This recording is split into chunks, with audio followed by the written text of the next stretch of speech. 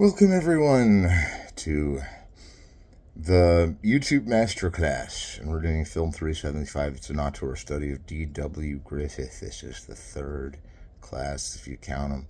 They've each been going for a duration of roughly 50 minutes, and that's what we're trying to aim for today, but we just have a little tag along at the end, and I have a feeling this one's going to be quite an unwieldy position for me, although I do understand the hearts of the world in 1918, and this class goes for Harvard film, and it's a small Harvard film program that's going to get bigger and bigger as the years go on, as we attribute our classes to it for classes you can take through Coursera. Coursera also will have this class as a USC class, and whereas Calarts has listed me in the staff directory, we're doing a Calarts adjunct class with all three, so we can get this one booted up at Harvard and have these two flourishing film schools be our guide. And so that's where we sit with that, and we hope that they've been able to take initiative and find ways of realizing that this is totally in debt to those schools. It's in debt to everything they stand for. Even in the comparative lit courses at Harvard, they teach film. It's kind of been their sentimental hideout. But we feel that even if they do go back to that, that we've added to a film department at Harvard in one way or the other. Now, this is the D.W. Griffith course, and I had written a book already. It's a BFI book. It's a good textbook for this class because it shows the different movies. But I have talked so much about Birth of a Nation that in that book, I've basically exhausted the subject. And it's weird because there's tons of other books about Birth of a Nation, and they're all kind of written about the same thing, how it's a really well-made movie, but it's extremely repugnantly racist or whatever you make it out to be, because by modern-day audiences, they don't respond well to the racism of the slavery, and I could see why the stereotypes used in the idiosyncrasies of these, rather than their real idiosyncrasies, they're kind of these made-up, blown-out vaudeville kind of blackface, and that's because they're all in blackface. And that, Eric von Stroheim was there, and Joseph von Sternberg, and Raoul Walsh was there, and John Ford. You'd think it wouldn't have went as bad, but the minute they let Woodrow Wilson into the cutting or the editing bay, that's kind of when they started losing touch for me on Birth of a Nation. I can't really speak for anyone that would let, maybe it was an experiment, but you can't really let the government edit your film. I mean, if they do, it's not your film anymore, it's somebody else's. And, because look at the government film made Griffith cringe when they did Reefer Madness, and he thinks that film has to do with prohibition. And then he releases this one called The Struggle, which is showing how hard it is to get off alcoholism. And while it's kind of got this leading Las Vegas, but it's in Chicago or Los Angeles, he's like not really a gangster. He just drinks too much and finds out he drinks too much. And it's a really well-made film, The Struggle, and we'll get to that down the line. We also promised to get to more information about D.W. Griffith short films. And they're cagey, they're rangy, they're bric-a-brac, they're everything you'd want to watch in 10 minutes in film. Sometimes the observer would say maybe it was D.W. Griffith's short films that made him who he is. We had discussed The Slave in His Trust, where the African-American character, whether it's not, I don't think it's in blackface, but it might be a black person in blackface, which is just as offensive, don't get me wrong, for our day now. But this house is on fire, the plantation owners rush out, they leave their daughter behind, the slave guy goes back and gets the daughter out and saves her. And so whether or not they set him free, it's a sentimental moment, and a sentimental moment given to a African-American is already kind of hazy, because you're like, in those films he was the slave and yet he saved the daughter. And so I kind of like that film because it gives a sentiment and it kind of establishes a character we never see, and that's the black savior. And I think it's funny because there's always a white savior in a movie. Like the white savior is the one that's the white guy that usually it's the one that saves all the blacks from turmoil. Like, I have written one of those in novel form, and I'm not saying that there weren't white people that saved slavery from happening. To an extent, they stopped slavery in the Civil War, but we all know how it kind of goes on behind closed doors anyway, and that these guys that saved the day were white many times because they had the regiment to lead the soldiers.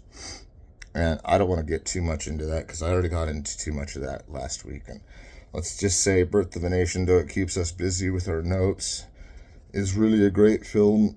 except that when the government got a hold of it, they really twisted some details around and really took the north side of the war out of it. You could tell that there was a northern side of the war because the characters were northern, and they decided to turn the northern side into this menacing evil, is my theory, because I don't think Griffith really had that in mind when he was going to go 50-50 and split the shots. And in the battle, what leads to this is the battle gets so grisly that I don't think he thinks one side is winning over the other in this whole ream through Birth of a Nation. But you can clearly see that the government at the time wanted the South to win, and really there's this juxtaposition of whether it's left or right wing, north or south, and let's just be honest, there are left and right wing to the north and south.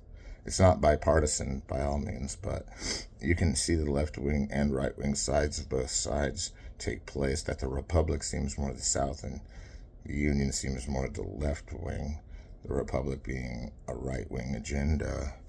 I don't know. It kind of stumps me that Birth of a Nation, what political side would it be? Both, one, the other?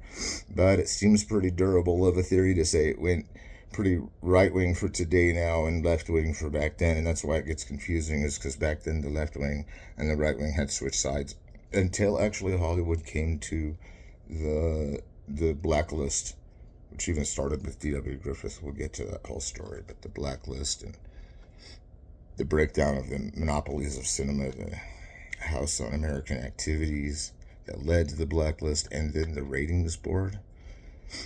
The ratings board went all the way from production code administration, led by the evil one, Joseph Breen, and all that stemmed out of Griffith filmmaking as far as classical Hollywood cinema came about, more on William Randolph Hearst's Radio Days Dime.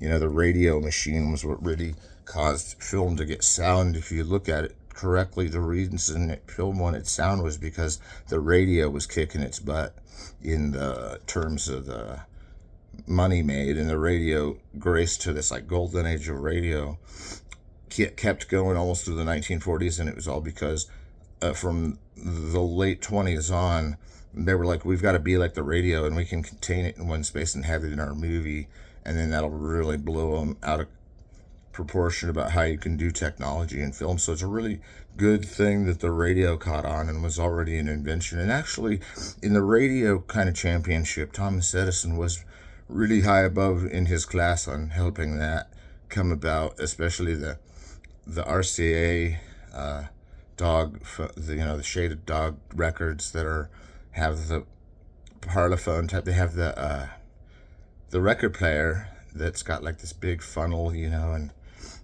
I forget exactly what they're called, but the early form of the record player and the early form of the radio, and then on to more records and radio than ever, radio selling records, was all through the period of that time that there was not sound film for a while, from the teens to the 20s, but the radio came big already in the 20s.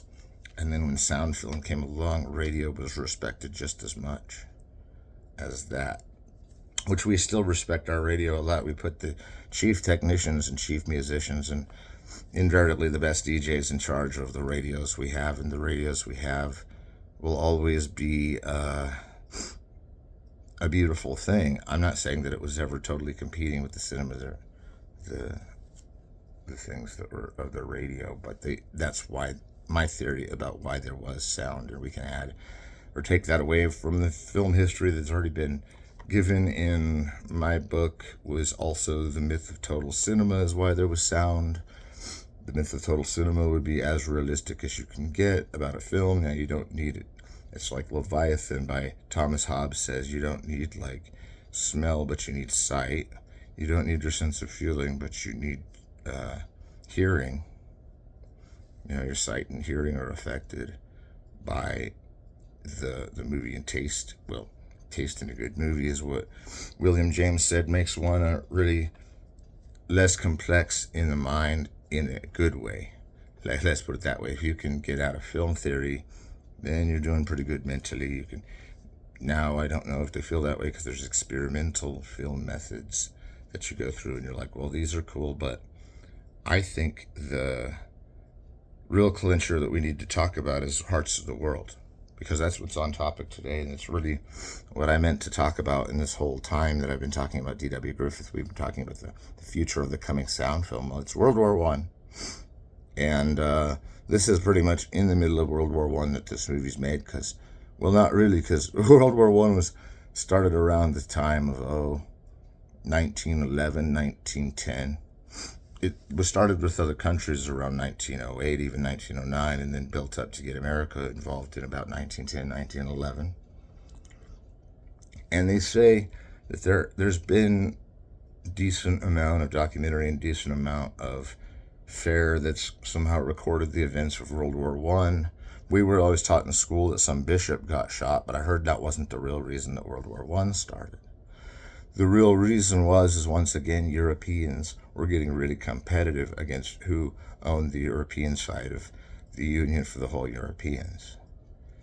And then we went over to help after we were threatened attack. And, there's the whole thing about how the Americans went in and won the war for everybody else, but a lot of people died in that war. It was not very fun to fight, and it was the most people that ever died. It was a war that could have, why they call it World War is that it's a war that could have led to extinction of the human race. And I think that's what they're always getting at when they talk about world wars, a war that could lead to the end of everything.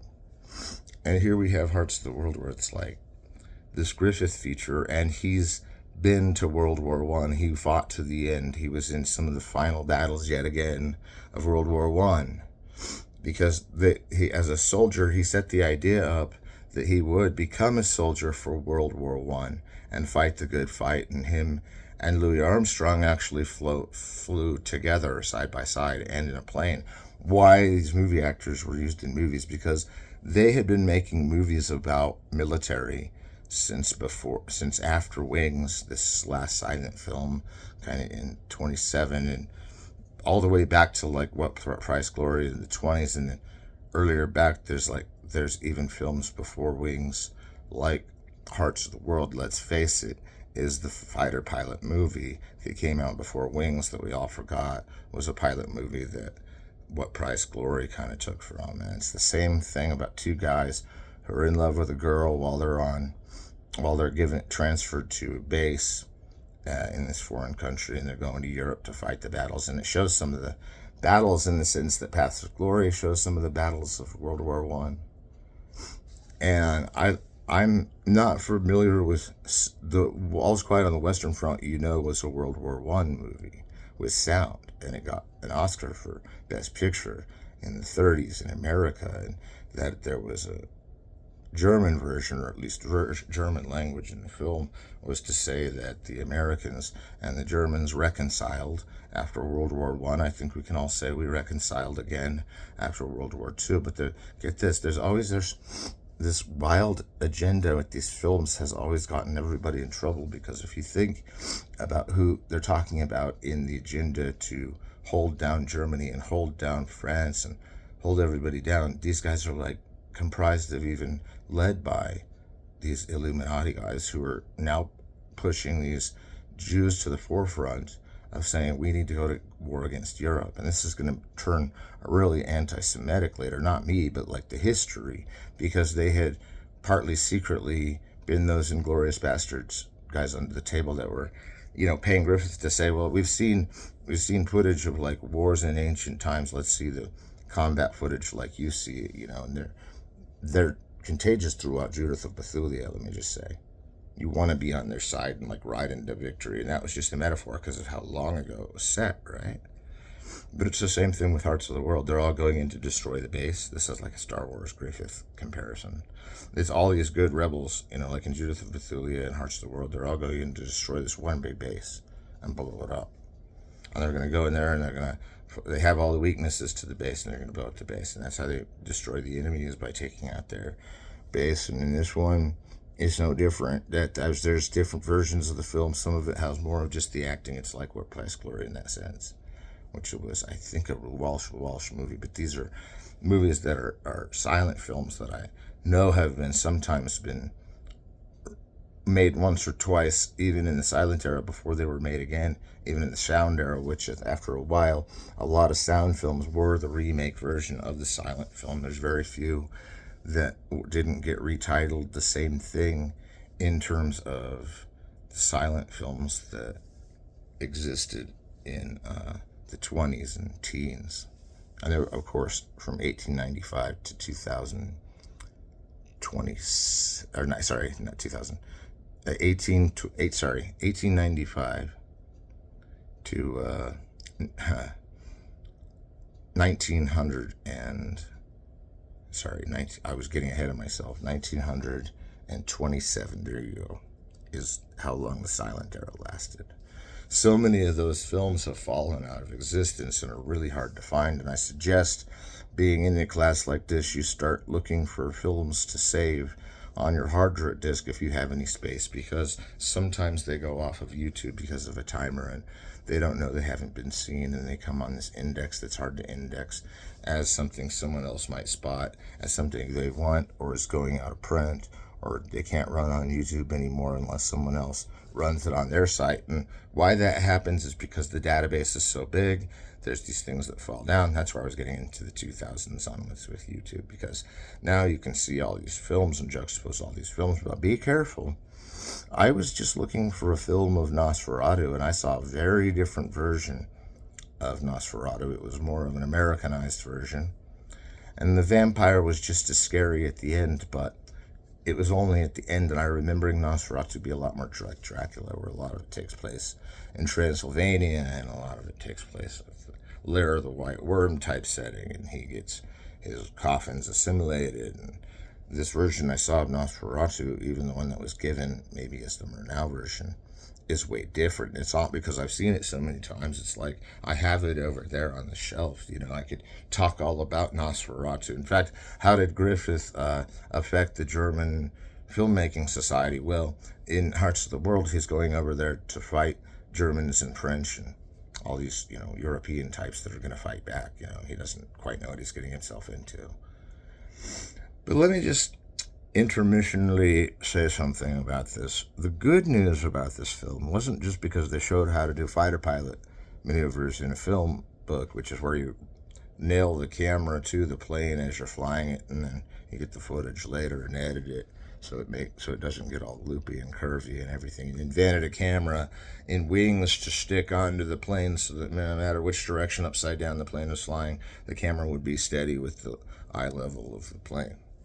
And that's how they did those plane battles. They would put the cameras, jack them onto real planes, and then send them out, and then they can get the aerial photography all they want, and then they can just make up that they're blowing up stuff. They can drop a plane with nobody in it and blow it up, make it look like a real plane getting blown up by blowing up a real plane with no one in it. I mean, these guys have all kinds of secrets that even the cabal would never know, but like they do make films look like kind of actionally what would happen in an action. And that's because they have like people that go behind the scenes and they're like, well, let's test this, let's see if it's been tested, let's take stats from anywhere that'll get us to what we need the shot to look like, and especially after editing the special effects and make it to look like. And really, Griffith used these same techniques when making his film. I mean, he had to constantly master the film stock and make it better and better film stock. And if you look at the restored version of these films, like one of the best examples of that is Oscar Michaud's film that I'm going to talk about, Within Our Gates, which was always the film that D.W. Griffith was paying money towards. In fact, it was one of the reasons he met Louis Armstrong and they decided to fly together, because Louis Armstrong didn't think anybody would fly with him from Hollywood. And then another thing is that Louis Armstrong was, as we all know, was addicted to marijuana, and so he's always pawning his car for marijuana. So Griffith steps in with money he doesn't have yet again, because he lost his shirt at Birth of a Nation. He really lost his shirt at Intolerance, which made tons of money, both of them, but not enough to pay the cover charge of how much they cost to make and how much they're costing to show, which is why they integrated production, distribution, and exhibition, because at that point, if that would have been integrated, then Griffith would have stand to make a lot more money, at least enough to recuperate it. And that was always used as an example of what would have recuperated all of its money, even more so had it been under the vertical integration, because then all the theaters showing it would have been everyone, and they already had a widespread. And so this is the reason there's widespread theaters, though, is Birth of a Nation, because now everybody's building a theater so they can get this film. And that's one of the reasons it's called the first films ever, is because everyone in the U.S. and Even other countries even were now building film units and everything after Birth of a Nation. Either to prove it wrong or to prove it right, it didn't matter. Its very existence meant that everybody's got to open up with a theater and see it themselves and judge it themselves and see if it is really a mess. And I like the fact that it's a disaster film in the guise of a catastrophe film, in the guise of a total destruction of Earth in a war film. I mean, all that's going for it. The romance is all right. It's pretty good. The racism is atrocious and shouldn't be watched by anyone sensitive to racism, because I feel that even by today's standards, it's degrading in terms of how it's even more degrading by today's standards than it was by other standards before now. And that's good. We can always judge that our standards getting better. Is it worth watching if you're African American or white? Well, I don't think a white person is going to get really offended by it necessarily, because they'll just say, well, that's history. And there could be the liberal type that gets really offended and says, I don't like the way they portray my black brother or whatever. And the black guy's like, well, I didn't really watch it all the way through because it was good for a while until they got blackface on, and blackface is offensive, and why would we watch the film? So really, it's so flawed by having the blackface that really you gotta judge. But Hearts of the World is okay, even if you don't want the Zionist Jews to run the army. And I'm not saying they always do. There's that whole, like, Hearts of the World type plot. But after that, D.W. Griffith tried to make marijuana legalized for soldiers and almost won when they were ratifying for women to vote. It was the wrong time to legalize weed when they got that through. And then that had to wait until like 2014, 2015 till they legalized weed in Colorado. And that's really all I know about it. I know the nation said it was state sovereignty to legalize what you want. And so, yes, statewide. And I'm not like giving anything away that I want to be shut down, because I would love for it to flourish and grow in our community. And it's helped the community in so many ways. And it's brought forth an era of helping with tax money that we've never seen before in our neighborhoods or in our towns or anywhere. So it's a beautiful thing. But Griffith was advocating for it back then. It was actually advocated for before, but around the end of World War I, patients were getting it in like experimental ways to see if it would help with pain and help with misery and anxiety and PTSD. And really, Griffith wasn't getting it legalized for himself, because he never used it except once to see the movie Reefer Madness, because he heard that it was a funny movie with pot, and he said he got even more paranoid smoking because he didn't smoke that much and wasn't there to watch it with anybody, and said that it was, no wonder he thought it was the worst film of all time. He proved that theory, that if you're in a bad mood, even the best movie of all time feels shabby. I'm in a bad mood, so suddenly Game of Thrones sucks. Like, we've all done that before, like on Game of Thrones especially. It's a real great episode, real big, real fantastic images of skull armies marching everywhere, and people, dwarves like throwing axes, and it's getting crazy, and dude get his head cut off, and the same dude gets his limbs cut off, and and then you're like, I'm in a bad mood. Game of Thrones isn't as good as usual. Like you just blame this TV for not being as good as usual. Or like, I like the parts where they barter with grapes or whatever. You're like, wait a minute, were we watching the same Game of Thrones? Because this is my favorite one. It's like a critic's luck. So that's why I recommend in criticism. And criticism is critical thinking applied to a topic writing about, that you write about. So that's what we major in criticism, because we write about it, whether we're writing a script or writing a nonfiction or whether we're writing a novel, we think about it. Critical thinking skills have to be amassed, even in creative or non-creative formats. You have to use your critical thinking skills for a book on mathematics, all the way down to a book on cinema. And we're talking about cinema, and we've done the book, and I posted on my Facebook where to find all of Griffith's movies in kind of a small form. It's 123 of his movies. I recently saw a site that expanded that to like 199, so we'll try and capture that one down. It was hard enough catching which frame I did, so we'll keep adding films to the Griffith soundstage on my YouTube forum. On Facebook, you'll see them come up, if I can even find what happened to the other juggle of 199 of his films. So we're still looking at like all of his short films being added to that, because really the reason I sent out the 123 is it has all his features. And then 123 doesn't have all of his shorts, but just his relevant shorts like Corner and Weed, as we watched last time. So maybe the list I have out now is more fair with your time, because then you'd all be the scholars on the subject that there are many scholars on. I wish I could open the internet right now and tell you how many people wrote on just Birth of a Nation alone, let alone Griffith. I mean, it's not like I'm the only other person besides Richard Schickel to have studied it, but that he was a communist at the end of his life, that he solved the mystery of the Holocaust before the end of his life, that he was blacks ballisted at the end of his life. These are all like wild facts that we all got to come across. And I'm going to try this on my internet here, and I'm going to say Birth of a Nation shot.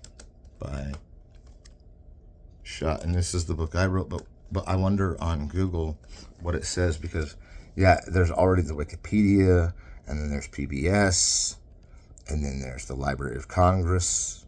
These are all places I've had to gone down that road to even find all the history that I'm telling you. Look way above me, and I'm supposedly some expert. They've got Film 110, The Birth of a Nation front page, Civil War and Reconstruction of American History. I mean, this is just by putting in Birth of a Nation, you get article after article. It's like Alfred Hitchcock's Psycho. It's like, I know the exact expert is Dr. Caspo and Alfred Hitchcock's Psycho, but I also know it's the most written about movie of all time, and you can't claim it as one that only you can write about, because everybody that's a film writer has to eventually write about that film. I mean, unless they just snub out a genre of horror films that scare them too much and bother them, they don't have to.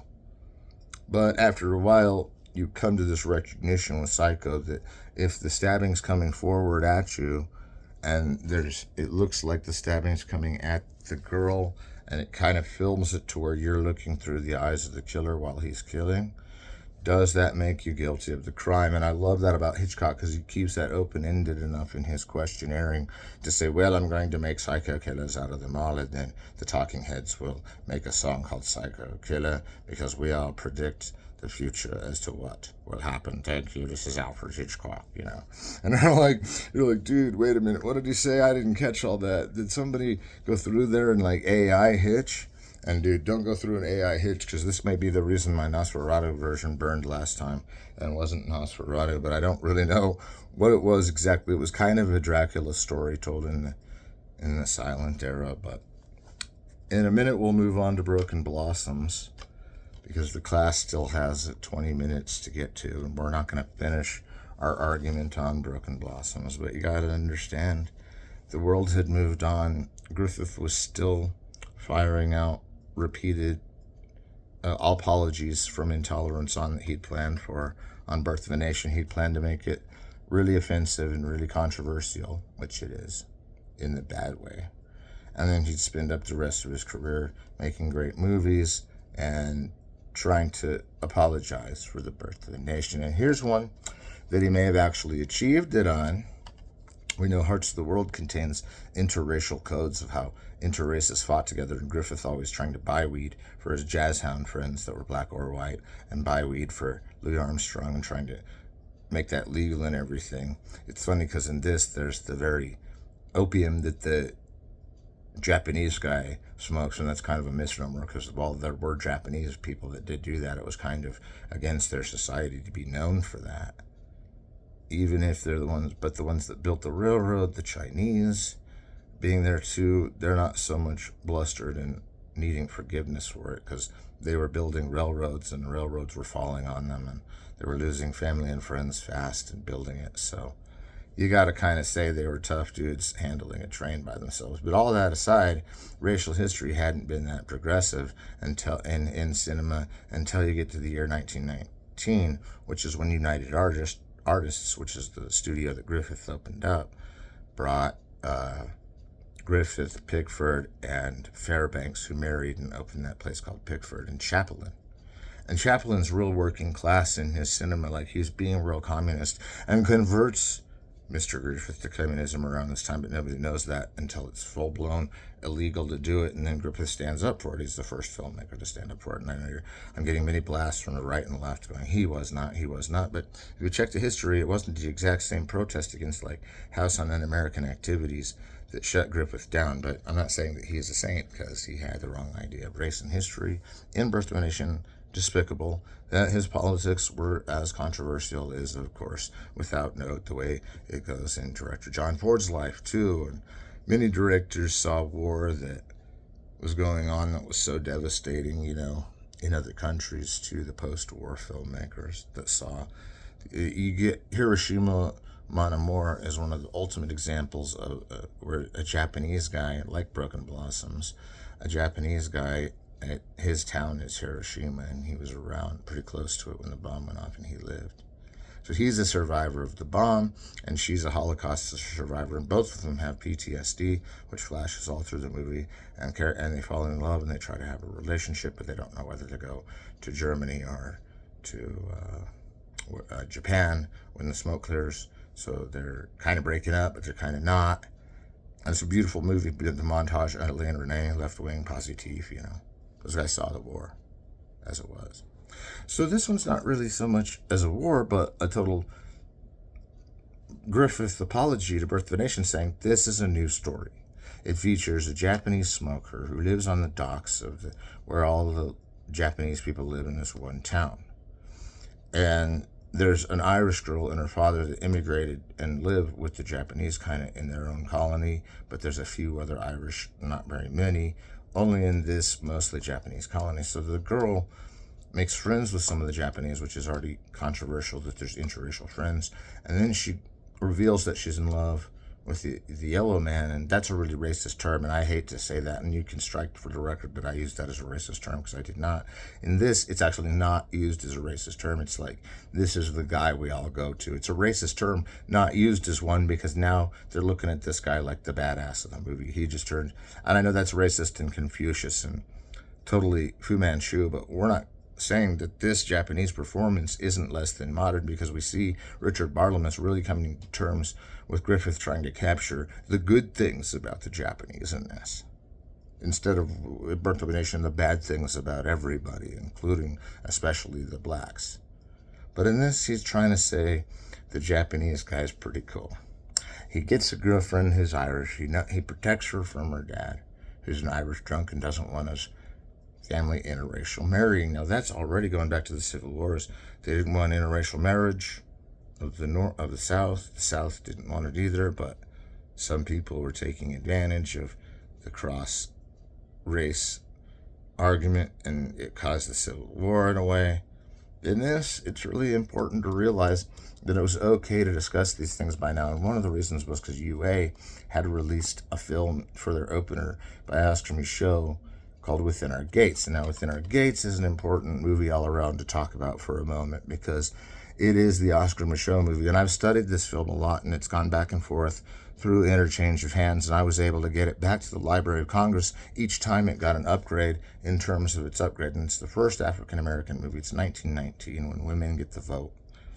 And they're releasing this kind of film to go with it, Griffith says. And although his intentions may or may not have been somewhat hierarchical, because he thought that since he built Hollywood, he gets total control of it. In some ways, he didn't think he wanted any control of it. He was very introspective in his view on where he stood in Hollywood, because he knew he owed him money, but he also knew he couldn't work it off, because then he'd have to stop asking them for money for more movies, which he needed for other people. But he gave a big chunk of what Birth of a Nation would have made anyway on their insurance or whatever when they got shut down, and said, here, this is to prove that I'm not racist, which kind of offended Oscar Micheaux, and he was kind of offending the Griffith, and said, well, if people would have looked at it the right way, blackface was the only problem, and it wasn't that bad of a movie. I mean, I haven't even seen black people in movies before that, or except a couple of yours, you're the only one that has them in there, whether they're there or not, I don't know, but something seemed up, and Oscar Micheaux's kind of saying this to thank him for the money, and then Oscar Micheaux makes like Body and Soul, he makes like Within Our Gates, and in the silent era, and he's a silent film director. And whatever films he made and whatever films we know about, a lot of them were for an African-American audience only, by an African-American, and nobody minded at that time. There wasn't like this film student revolution that was like, dude, if anybody can see it, we can see it too. Come on, what are they hiding from us? And I'm like this on that subject. I don't really care what they say. And if they want to have their own cult of movies they watch, and we want to have our own cult of movies we watch, live and let live, dude. If they want to have their, I watch what I can of anything that is presented as a film that wants to be watched, a film, as long as it's within legal terms, and the legal terms are never blurry. Those are if someone gets hurt or an animal or person gets hurt, and it can't be in a movie. For real. That's what you stuntmen for. It can't be in a movie if someone gets hurt. And if someone gets hurt, that means in any way. Then it can't be in a movie. So, yeah, so porno in a movie, yeah, that's very tricky. If you play it as part of the story, I guess, or an avant-garde way, if it's recontextualized, the pornographicness. But don't do any of that women don't like it stuff when I do this, because that's illegal. So the illegal porn and the illegal cinema with people actually dying in the film, I don't want it. I don't want any of it. It's funny that I know that Roman Polanski and those guys on Rosemary's Baby were all hamming it up with the publicity whenever somebody died on that movie, but I'm not saying that anything led to bad results later on that. It's a great movie, great whatever. We just don't really, if we find out a film has a scene in it where there's someone that's really dead, there's probably a version that has that trimmed, snip, snip, snip, snip, snip out. And there's so many versions of films. There's like a 4-hour version of Little Big Man that I saw as a kid that was way different and had the Indians really winning at the end. And it was a really, really interesting film. And it kind of went Birth of a Nation on us and had the whole Civil War in that reenactment. And it was like trimmed down to like this 3-hour film or 2 hours and 40 minutes that was mainly primarily just Dustin Hoffman's amazing performance in Arthur Penn's, and that the Civil War was diminutively edited down was a granted given that, like, I don't think studios really want people to know that there's a better or another version of the film than the one on DVD or whatever the format is, Blu-ray, 4K. But we all know that the high definition ones, the 4K ones, have more features. They have more to do with the film. They have more in there that is the film. And so that's the situation as they define what is the film. But Broken Blossoms has a Japanese guy that wants to get married to this Irish girl. This Irish girl totally falls in love with him. They are in media res, already in love, already bringing each other gifts, already sneaking around the Irish father who does not want to be dating a Japanese guy. He warns her about it once. And then when he finds out about it again after a big and well-filmed bout of boxing, and he's an Irish boxer, so this is already kind of a stereotype again. Griffith can't get away from the cardboard cutout stereotypes, can he? In his melodramas, he always uses the vaudeville way of cardboard caricaturizing everything. But it's an Irish drunken boxer who doesn't want his daughter to marry a Japanese guy. He lives in the Asian quarter. He's got to expect that they're smoking together. He's got to smell it. He's got to know that the guy's been in there. I mean, he's a drunk. He drinks after he wins the boxing match that he wins ruthlessly, that he drank right before, and that's how he wins. And you think, well, this is a really interesting film, because all of a sudden we have this whole view that it's going to happen and the Japanese guy is going to win. We don't know what's going to happen at the end. We think either she's going to leave them both and just go off into oblivion. We think Japanese guy's going to protect her against Irish father, who's going to be angry they're together because they're still macking out together when they're making out and chilling with each other and enjoying each other and smoking together.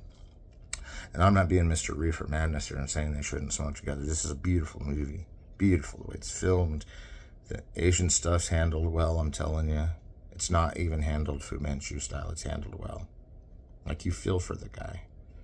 And you don't really want the all-American boy to play the guy of another race, and I can see where people would be offended by that.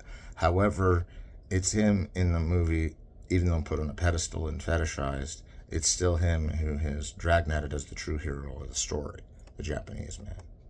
And that's why I can abide with Yellow Man and all the yellow face and all that, because for once in a racist movie, the racial guy is the good guy. And I can't think of many films that are like that even now. So if anyone tried to launch let's make it okay to have miscegenation, which is technically the wrong term, but Griffith was like, let's say it's okay for women to pick what men they want to, since women can vote now and who's with me and nobody's with them, And that's when he learns communism from Chaplin and from these Asian guys he's working with on the film, that there are some Asian people in it. Yeah, a few, but they're kind of background. And their background used, and that's kind of frustrating. But is the yellow man really an insult when they're saying that he's like the hero of the story? However, he doesn't save her. What happens is the boxing, they go and hide from the boxing guy, and he, when the Japanese guy's gone, but he'd seen him together, he chases his daughter into the back room, and this time, when you're expecting nothing but a last-minute rescue, all the way going to the Adventures of Dolly when the dog rescued that like stagecoach. And you think it's going to be a last-minute rescue, but actually he breaks in, beats his daughter to death, goes after the Japanese guy, and the Japanese guys gets away from him. And so it's really not the last-minute rescue we expected. And that's the end of the movie. I mean, it kind of shows the Japanese guy getting away on a boat or something. Different edits ended that. One says he just ran through the district and got away, and they brought the doctor over to check, acting. Lillian Gish didn't really die in the movie, but she's killed by her own dad, the boxer, because she's married to this Asian guy. What kind of message is that sending? A very different message than we've heard from D.W. Griffith so far. Now he's saying that, you know what, we need to stop our condemnation of the other races like we had years ago, because now we're starting to realize that's what makes the world go round. Our daughters, our friends, or however conservative they get, or how many freewheeling they get, they still got to face the facts that this world we share with other multicultural racial contexts, and if we share it, we be polite to them. If they're not polite to us, a lot of times it takes two to be impolite. You don't have to be condescending or like, I'm your white hero because I saved you in the South or anything. I would warn against that. And, that's not what Birth of a Nation's saying. It's saying that the blacks were ruining the South. And I think for even saying that the North would even cooperate with the Klansmen after all the warfare they saw with the Klansmen must have been after the war was over. And again, if Birth of a Nation went wrong for any other reason, it was because they gave it to the government. I don't know who effed up that ending. I don't know who. I've studied it, the Schickel, everything, and there's all these other books we read through that were even websites that captured the Birth of a Nation. And like the New Yorker has a Birth of a Nation article, and Gigster and Spark Notes has Birth of a Nation on here. And you have Comparative Film Review, The Birth of a Nation, and that's by H. Lopez. And then you go down and you have A. Ulrich from Great Moments from the Birth of a Nation. And none of these articles are mine. My articles that tend to top so many of the times on confession. This one, you have to put in my name with it, but that I just sold the BFI book, a version of it, back to Time magazine with itself, all attached to time.com. It was really a way so I could get it over to the Library of Congress and have it all stalled for it later tonight, where I'm going to have to do a check-in with my books and music and movies over at Calarts. And so be aware that there are other things and other details as teachers are coming to. But Hearts of the World compared to Broken Blossoms, we've got just enough time for that, and then we'll go into Broken Blossoms, where I didn't get into some of the structuralism of it, some of the way it's shot, some of the way it looks next time and this time as well. But I'd just like to say Hearts of the World is like this big ensemble film. Like it's cast like the construct of chaos in World War I, but that somehow forms into an army, which is the straight and narrow, which intermixes race this time and doesn't really care if it gets documentary footage. Everything's documentary footage anyway.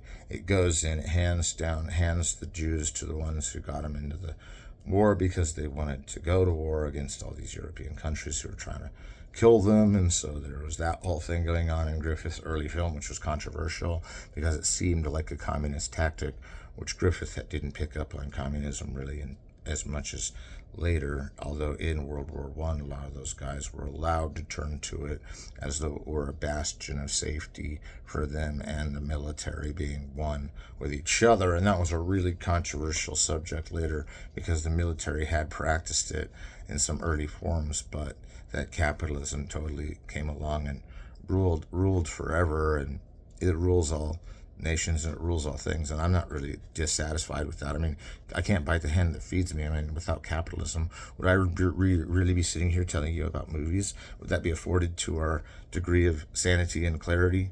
Is that we go into movies because they're something that's a part-time hobby, and there's something that's a part-time hobby. They're a hobby to watch, and they're a hobby to make, and they're a hobby to see, and they're a hobby to view, and they're a hobby to make. And yet we've got to go into them from the guy that was like, well, they're professional too, and this is how to make a professional movie, how we all did from 1913 on, and made the big ones. And I'm like, well, Inferno's in Italy, and it's 1911, so from 1911 on. And then I'm starting to look at short films almost the same way. I'm looking at feature films like Méliès's A Trip to the Moon, and I'm like, well, the Méliès's A Trip to the Moon still ranks up there with all the full-length movies like it does in the Village Voice Top 100. I mean, Méliès's Trip to the Moon's in that, and so is, I don't know if En Chien Andalou is, but En Chien Andalou is definitely in one of mine. It's like that Boonville silent sound film that they did with Salvador Dali, and it's right at the end of the whole silent era and all that. And so they're like, that Salvador Dali and Louis Boonville, his first movie being with Salvador Dali and Chien Andalou, and it's like a 10-minute movie or a 12-minute movie.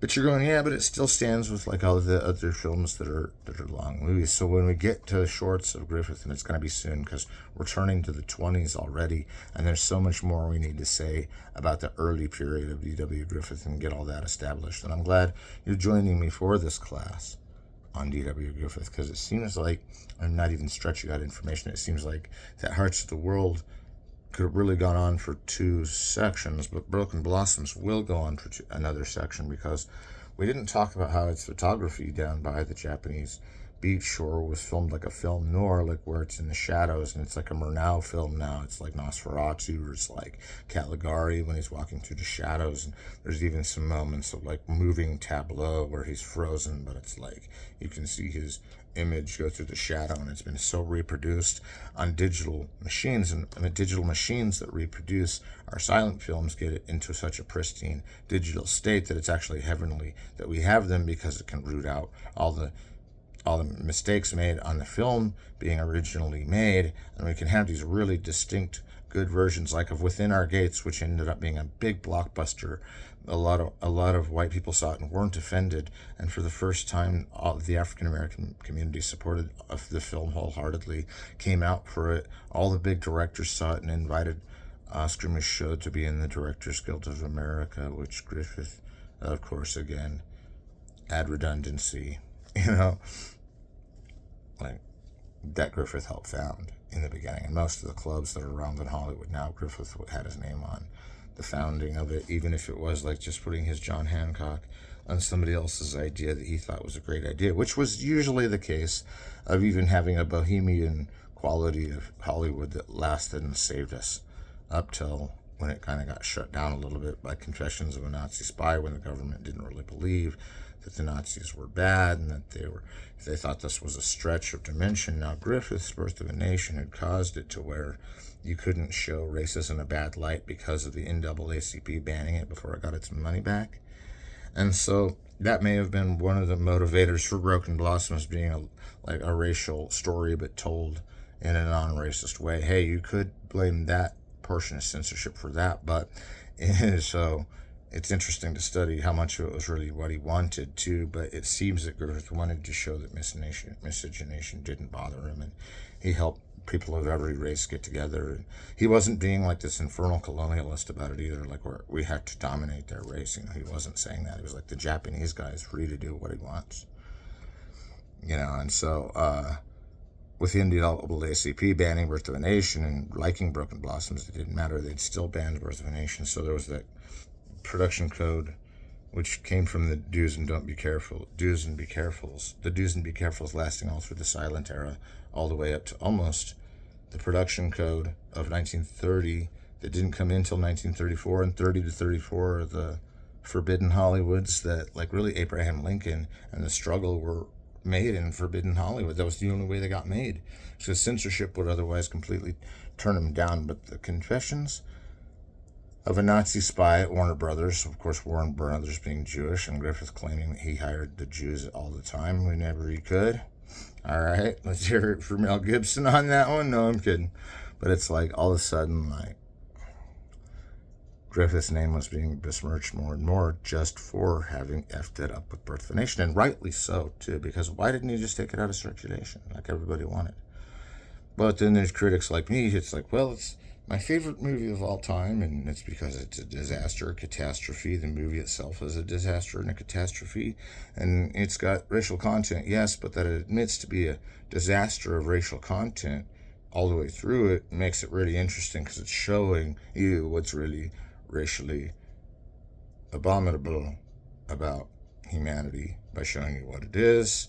The Griffith's been both sides of the argument, like most directors would do in that scenario. Who knows? But that it's available here, it's available on YouTube, I'm gonna say, but that someday it's rooted out because of being too rude towards a race. I could see that, or like maybe just telling people that, giving them a little disclaimer and say this movie contains racial images would be all I'd really ask. Don't ban it, like I said before, because then only I'd sit around talking about what I liked about it and didn't. And so maybe if you're lucky and we have enough time in Masterclass, because we're coming to the end of this class and there's more I wanted to talk about with the Murnau kind of lighting. And Murnau, we all know, got carte blanche for the movie Sunrise, and the movie Sunrise was after Broken Blossoms, but Murnau was working even in Germany on movies like Nosferatu, which was still after Broken Blossoms. But get this, the movie Dr. Caligari was the same year, and so all those other movies were being made around the same time and came out a couple of years between each other. So now we're looking at my statement going, well, I guess it was more like Caligari. And you're right, because the movement in the shadow where you can't see anyone moving, the movement tableau until he comes out the other side of the shadow, is a shot they do in Broken Blossoms that goes back to Dr. Caligari original. They do it in Nosferatu too. So just keep all these bearings in mind, that these directors were in these cinema clubs, not just the Directors Guild, but cinema clubs with all these filmmakers overseas, and they were all trying to outdo each other, all make the best version of each other's films, and all kind of collaborating. And like the leader of it, if you can believe it, around the time of Broken Blossom's success, which kind of made more money than any of his other movies except for Hearts of the World, made a lot of money on World War I and camaraderie and fighting the big battle and knowing who to fight and being like the big badasses who all have girlfriends on every base, and that we are fighter pilots, and that we're secretly trying to legalize weed on the side by making this movie a big seller. I mean, no wonder Griffith made a comeback. And that's one thing nobody will ever admit that Griffith made, was that after Broken Blossoms and Intolerance, even Intolerance was his comeback. I mean, we haven't even finished really talking about Intolerance totally. There's more to it, but that, even though it didn't reel in all the money he needed, because he had to have been vertically integrated, that is, he made the film, so he was already out those millions. Those many millions that he made the film, that's about $20 million, $100 million of today's money or something. So he's out the movie cost, and then the next thing you know is he's got to distribute it, so he's paying like almost $50 million to get it out to all the theaters, have more theaters built in towns that want to see it in their town and not have to go anywhere to the city to see it. All these theaters opening, which sets the stage for sound film, where they just wire all those theaters that were built. Now, those theaters were the exhibition wing, which were originally run by the studio in the vertical integration, which came about right around the time the production code was even being hinted at. So we're talking like the later 20s when Sunrise came out.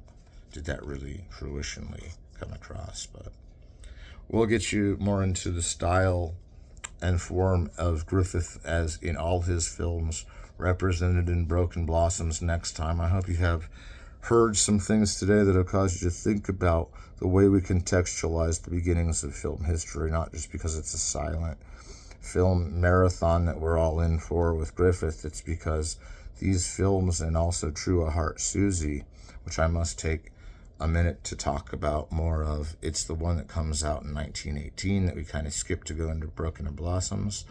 That we're going to cover True Heart Susie in another lecture, of course. But let me just take the next few minutes and say True Hearts before we end, and say True Heart Susie is a masterpiece that Truffaut, when he got to see all the American films he missed, he studied Griffith and said True Heart Susie and all the filmmakers of the French New Wave left and right agreed that True Heart Susie is the most user-friendly of Griffith, but it isn't really, because what it is it's Lillian Gish who falls in love with a guy who she finds out killed her ex-husband in the Civil War, being on different sides, and they were brothers. So she still falls in love with him and has this whole romantic flair melodrama with him, and he doesn't want anything bad to happen to him, and that he's being called back to the army is this big shock. But the way it's filmed is homey, graceful, carefully, and you look at the digital recreation of the thing, isn't a recreation, it's an over-the-top mapping of all the things that were bad about that film, and they zap it out, and in this Griffith like drop-down list of all the films you can see True Heart Susie, I'm assigning it. Because when we talk about it more in depth, Griffith willing, then we'll say that True Heart Susie caught on with Francois Truffaut because it didn't have any violence in it. And for Griffith films not to have violence in a movie, even though it had suggested things that had happened even in the mise-en-scène behind the scenes that were somehow violent, like fighting in the war, killing his brother, definitely being her wife, and him telling her about him when he's dying. There still is all this World War I calamity with True Heart Susie. And don't forget, it's Civil War going into the World War I atmosphere, although World War I is more a condition of, 1916 when it ended, so it was around from 1908 to 1916 about other countries fighting to the other countries stop fighting. They say that book Ulysses is kind of about World War I, or the comings of World War I, or the setting stage of World War I. Really, if you look at the allegoric national occurrence in Britain of the war, did in fact create stream of conscious narratives. And really, for all the narratives Griffith did compose on, Shane Andalou kind of holds it for the stream of conscious narrative coming true. And Griffith didn't really do a lot of experimental films. Enoch Arden being kind of experimental because it's a time travel movie, a sci-fi. And Adventure Conscience being sci-fi horror, etc. But typically he did not interject fantasy ideas into his films, although some of the history that he was basing on some of his movies was wrong, and his modern movies were all contenders for things we really wanted to talk about in the cinema that we've been avoiding, and even the kind of cat people look that Lillian Gish kind of inherits in this whole I love this Japanese guy thing in Broken Blossoms. We'll get to more, but why does True Heart Susie expect to just forgive both brothers of killing each other? Well, she knew it was war, and they had to do it, and she's in love with both of them, and if one sent the other to them on his deathbed, then there's got to be something to it, and they have a real simple, like Woody Allen love story that go after that, and it leaves you going, Griffith did it again, just in the pretext. No, but we'll talk more next week about Broken Blossoms, and even maybe bring up True Heart Susie again. We have a lot more to talk about. We'll see you at class number 4, at class number 5, or class number 4. What was it? No, this is class 3. We'll see you at class number 4. Thank you, and have a great time off till we visit again in less than a week. All right, thanks, bye.